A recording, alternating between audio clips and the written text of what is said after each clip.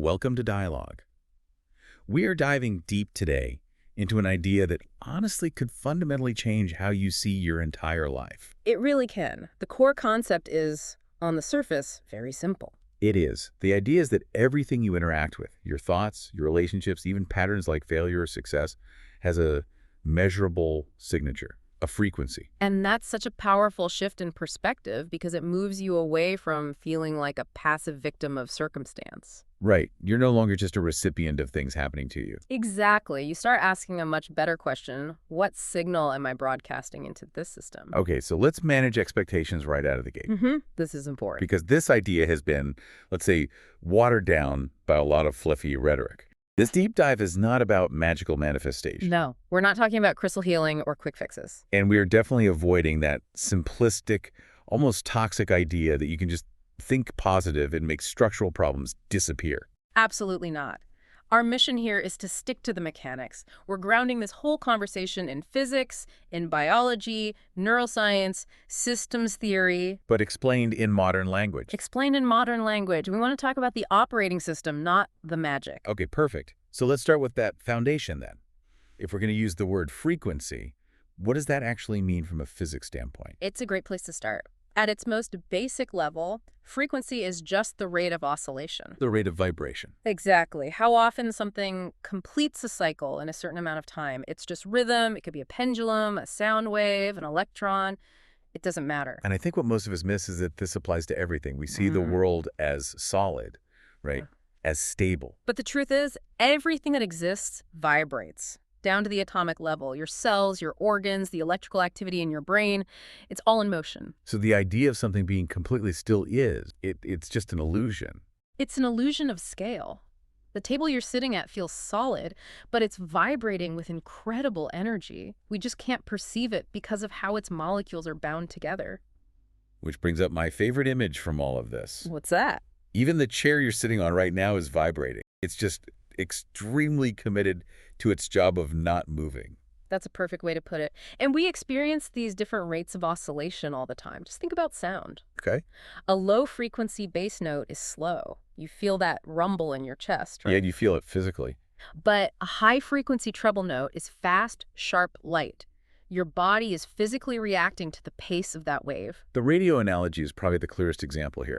If you want to listen to 103.5 FM, you don't just hope the music appears. You don't try to force it. You just turn the dial, you adjust the receiver until it matches the broadcast. You're not creating the music. You're just tuning into it. And that simple principle has profound implications for reality itself. Consider light. Well, what we can see. Exactly. Our entire visual world is determined by this tiny sliver of the electromagnetic spectrum. Right above and below that are infrared, ultraviolet, X-rays, radio waves. All around us. Physically present, but totally invisible to us. So if reality is all just vibration, and we're only tuned to see a tiny part of it, well, that's where it gets interesting. It means that most of reality is invisible, not because it isn't there, but because we, the observer, aren't tuned to its bandwidth. Our experience of the world is literally limited by the settings on our internal receiver. And that's the big question, isn't it? If we can't see the full spectrum, how do we know if we're tuning our internal dials correctly? How do we verify we're receiving a better signal? Well, the answer has to come from looking inward, right? Our biology is the primary receiver. It is, which takes us right into how biology actually runs on frequency. And we have to start with the master tuner, the brain. The brain is the ultimate frequency regulator. I mean, our entire state of being, from deep sleep to intense focus, is measurable as electrical activity. These are the brainwave states. And understanding them is like having a diagnostic tool for your own consciousness. So we have those 5 main categories. Starting at the slowest, we have delta waves. That's deep, dreamless sleep. It's pure restoration, physical healing. Your body needs that low-frequency state to reboot itself. Then you speed up a little to theta. Theta is fascinating. It's that state of deep relaxation, meditation, that moment right before you fall asleep. It's the realm of creativity, of insight. That's where the aha moments They come often in. do. It's hard to consciously maintain, but that's where breakthroughs happen. Next up is alpha. Alpha is the sweet spot for calm focus. You're alert, you're receptive, but you're not stressed. It's that flow state athletes talk about. Effortless performance. Exactly. And then we speed up a lot to beta. This is where most of us live our lives, right? Unfortunately, yes. Beta is for active problem solving, analysis, high alert situations. It's essential for navigating traffic or a complex work problem. It's the stress response. But that's the trap. It's useful for a crisis, but it's not meant to be your default state for 8-10 hours a day. And if you stay locked in high beta, you push into gamma. Gamma is peak performance, massive information processing. Genius-level insights can happen there. They can, but the trade-off is immense. It drains your system so fast, leading almost directly to burnout. So when people talk about anxiety, They're really talking about a brain stuck in high gear. precisely, they're describing a persistent, elevated beta state, a nervous system that is constantly scanning for threats, even when there's no bear in the room. So anxiety isn't a personality flaw. It's a brain rhythm stuck at the wrong speed, treating a Tuesday email like a life or death emergency. That's it. The default rate is just too fast. And it's not only the brain. The heart is arguably an even more powerful broadcaster. Its electromagnetic field is huge, right? Way stronger than the brain's. Orders of magnitude stronger. It extends several feet out from your body, broadcasting your internal state. And this is where we get the measurable concepts of heart coherence versus heart chaos. Coherence being what? A smooth rhythm. A rhythmic, harmonious, stable pattern in your heart rate variability. It's a sign that your whole biological system is regulated and communicating effectively. And chaos is the opposite. Chaos is a jagged, erratic, disrupted rhythm. It's exactly what happens when you experience stress or fear. The nervous system goes into fight or flight, and it throws the heart's rhythm into disarray, sending incoherent signals everywhere. Okay, let's make this practical. Imagine two people. They walk into the exact same high-stress situation at work. A surprise deadline, a system crash. Okay. One person just collapses. They panic, they freeze. The other takes a breath, adapts, and starts solving the problem. The external event was identical. Identical, same pressure, same stakes. The difference was entirely internal. The person who adapted was operating from a state of internal coherence. Their system was flexible enough to absorb the shock.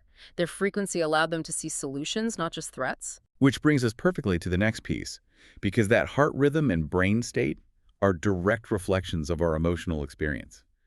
Emotion as a frequency signal. And the first step is to redefine what emotions are. We tend to label them good or bad. Right, happiness good, sadness bad. But they're not. They're just data. They're a report on your internal state and how it's interacting with the world. They're just indicators. And each one has a distinct physical frequency.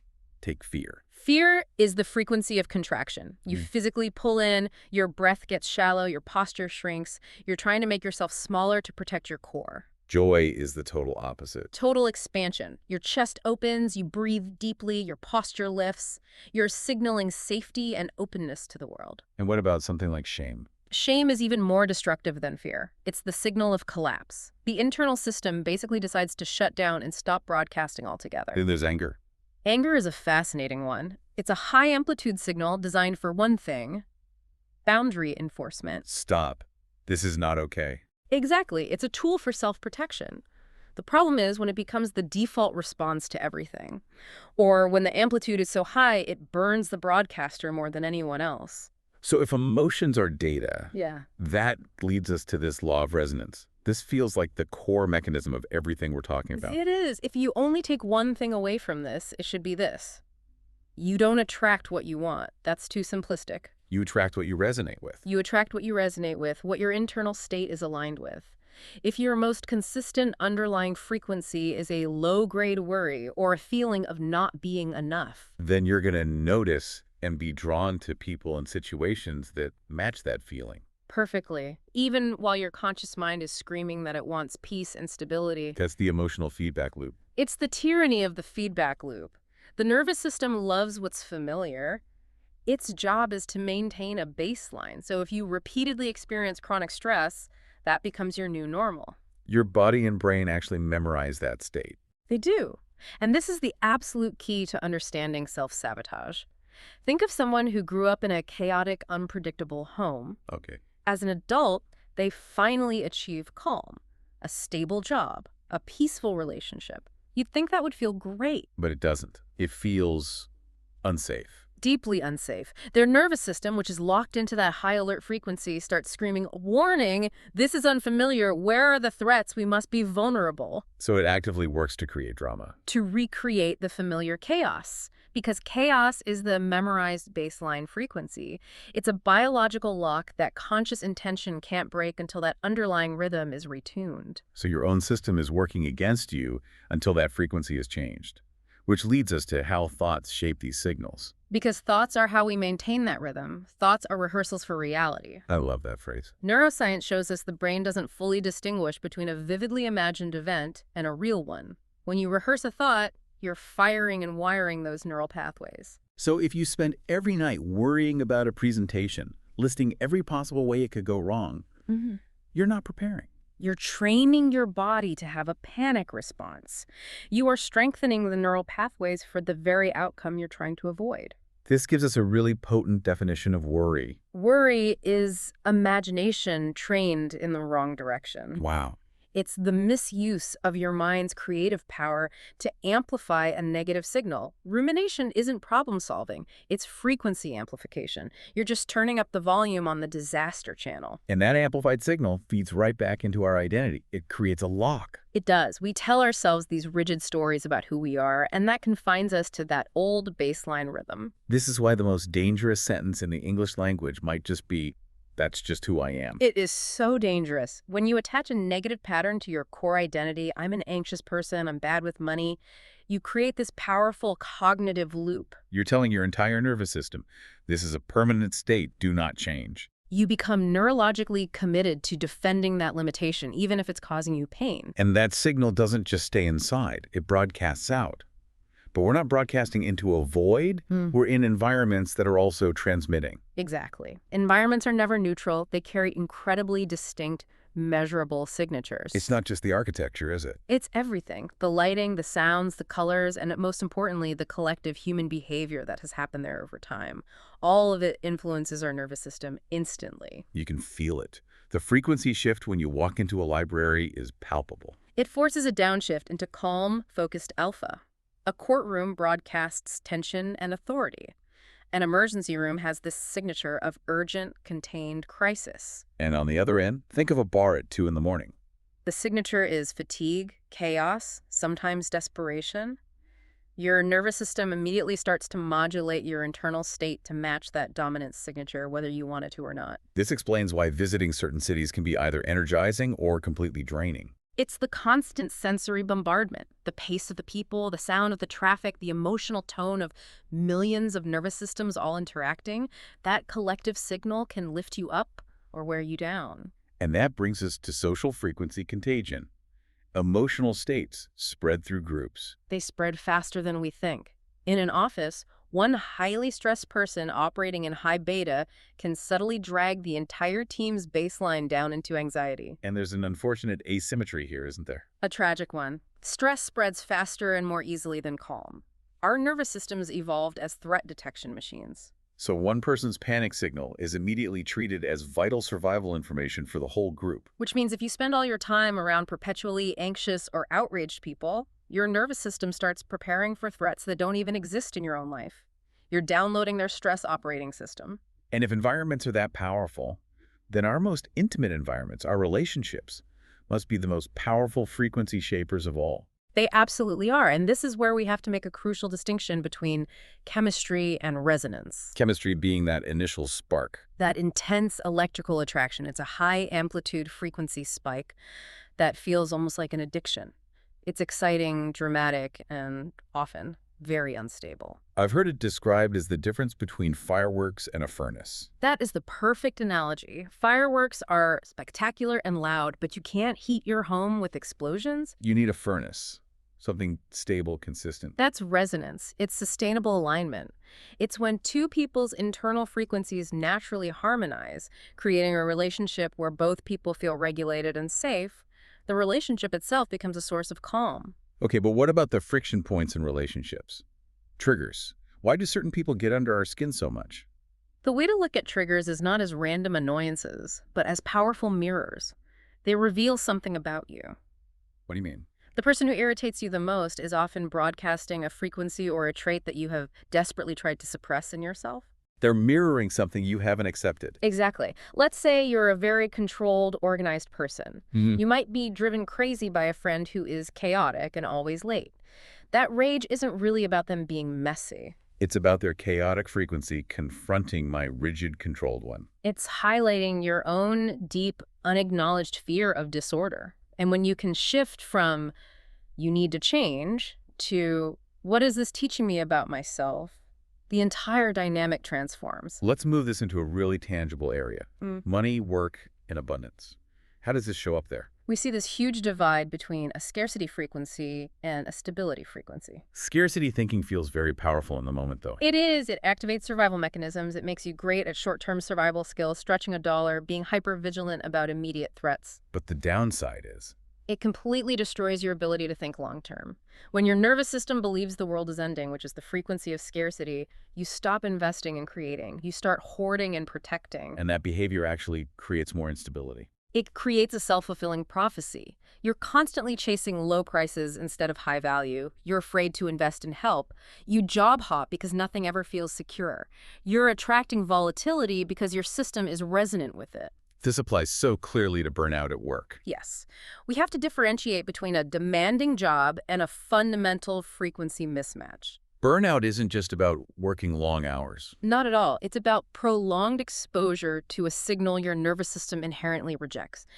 Imagine someone who is methodical, who thrives in calm alpha, being forced into a high-pressure sales role that demands constant, chaotic, high-energy interaction. That's a total mismatch. It's a frequency mismatch, and the nervous system signals that rejection through profound exhaustion. That constant internal friction doesn't just make you tired, it leads to collapse. The body is saying, I cannot sustain this unnatural rhythm anymore. Which takes us right to the most intimate system we have, our health. Health as rhythm. And we have to be incredibly careful here. This is so important. Yes, a critical clarification. We're not saying that people choose to be ill or that disease is caused by bad thoughts. Absolutely not. That is the kind of spiritual bypassing that is harmful and that we want to avoid completely. So what are we saying? We're saying that under sustained, prolonged chaos, that chronic high beta state, the body's interconnected systems fall out of their natural rhythm. Disease can be seen as a manifestation of systemic dysregulation. The body can't maintain its own internal coherence. Right. Think about chronic inflammation. That's the immune system, which is designed for short-term threats, getting stuck on high alert because of a persistent internal chaos signal. Or sleep disruption. The nervous system can't drop down into that restorative delta state because the stress signal keeps the internal alarm bells ringing all night long. And autoimmune conditions. You can view them through this lens of internal friction. Systems that should be in harmony start turning against each other because the overall operating rhythm has become fractured and hostile. So the body is trying to communicate this dysregulation through symptoms. Pain is not just a nuisance. It is the body requesting urgent attention in the only language it has left, because the quieter signals, the fatigue, the anxiety, were ignored. That's a powerful reframe. It moves the conversation from blame towards listening. And that awareness is the foundation of everything. It's how you consciously start tuning your own frequency. It's where you get your agency back. Agency is the key word. This isn't about denying that external problems are real. Not at all. Injustice is real. Trauma is real. But this awareness allows you to consciously choose how much influence those external forces get to have over your internal system. You can modulate your own signal instead of just amplifying the noise from the outside world. You get control over your internal landscape. Okay, so let's make this really concrete. For someone listening right now who feels stuck in that perpetual high beta state, what are the tools for a manual override? Number one, and it's non-negotiable, is the breath. The most direct tool. It is the manual override for your nervous system. A short inhale followed by a long, slow, intentional exhale making. The exhale, longer than the inhale, physically activates the parasympathetic rest and digest system. It forces your system to slow down. Okay, tool number 2. Attention. This one is so simple it's easy to overlook. What you repeatedly pay attention to becomes your internal frequency. So if you spend hours every day doom scrolling or immersed in outrage online, Your nervous system is being programmed constantly with the frequency of threat, despair, and urgency. You get addicted to that cortisol hit from the outrage. Choosing where you place your attention is literally choosing what frequency you broadcast. It is. Number 3 is language. The words we use. Our words anchor our identity. We use these absolute statements. I always fail at this. I am just lazy. That locks the frequency in place. So the fix is to use more flexible language. Exactly. Instead of I'm a failure, try I really struggled with that task. Instead of I'm an anxious person, say I'm feeling a lot of anxiety about this right now. It creates space for change. Fourth tool, environment curation. Since our environment broadcasts so intensely, we have to become active curators. Look at your home, your office. Is the frequency of this space supporting the rhythm you want? You mean things like lighting and sound? I mean everything. The light, the noise, the music, the physical clutter. External chaos reinforces internal chaos. Choosing calm music over a stressful news broadcast can shift your baseline without any conscious effort. And finally, number 5. This one feels really high leverage. Behavior first. This is the principle that action precedes emotion. You don't wait to feel motivated to act better. You act better, and then your nervous system catches up. You act better until the feeling follows. If you're feeling depressed, waiting for the motivation to exercise is a losing game. You move your body first, and that physical action sends a new signal, a new frequency to your brain, which then begins to shift your emotional state. You're reverse engineering the feeling. Exactly. This is all incredibly empowering, but this knowledge also has a shadow side if it's misused. A very real one. The power is clear. You get self-regulation, you restore your agency, you reduce that victim mentality, you realize you have domain over your internal world. But the danger. The first danger is spiritual bypassing. Using these ideas to ignore genuine pain or real-world systemic problems, telling someone who is suffering from injustice to just raise their vibration is not only useless, it's cruel. The second danger is blame culture. Using this to judge others, suggesting they attracted every bad thing that happened to them or that their illness is their fault. That ignores the complexity of life and the inherited frequencies we all carry. So this all comes with a huge responsibility for nuance. It does. Frequency awareness doesn't erase injustice, but it does determine how much of your internal bandwidth that injustice is allowed to consume. It determines your resilience. And we have to avoid being too rigid with these ideas, like the mirror effect. Right. Resonance is a powerful tool for self-integration, but it's not a rigid law for judging everyone else's life. Respect for the human journey has to come first. So as we wrap this up, we come back to that central truth. That you're not a passive object just reacting to life. You are an active signal interacting with billions of other signals inside a living, responsive system. And the question isn't whether you're transmitting something. You are. Your body, your thoughts, your heart, they are always broadcasting a rhythm. The only real question is that signal a conscious choice? Is it regulated and aligned with what you want? Or is it just an inherited, reactive, chaotic baseline you learned a long time ago? The path forward is to observe, not to judge. To adjust gently, not to force. And to align your external world to support the internal rhythm you want to cultivate, instead of chasing outcomes while broadcasting chaos. Because that's the final thought here. When your internal frequency changes, the world doesn't magically become a nicer or simpler place. It becomes different. You start to notice and tune into opportunities, people, and solutions that were always there in the vast spectrum of reality, but were just outside your available bandwidth before. If you enjoyed this conversation, please like, subscribe, and share this video. Also, let us know in the comments what really stood out to you in this conversation, and if there's any related topic or new topic that you would like covered in a future video.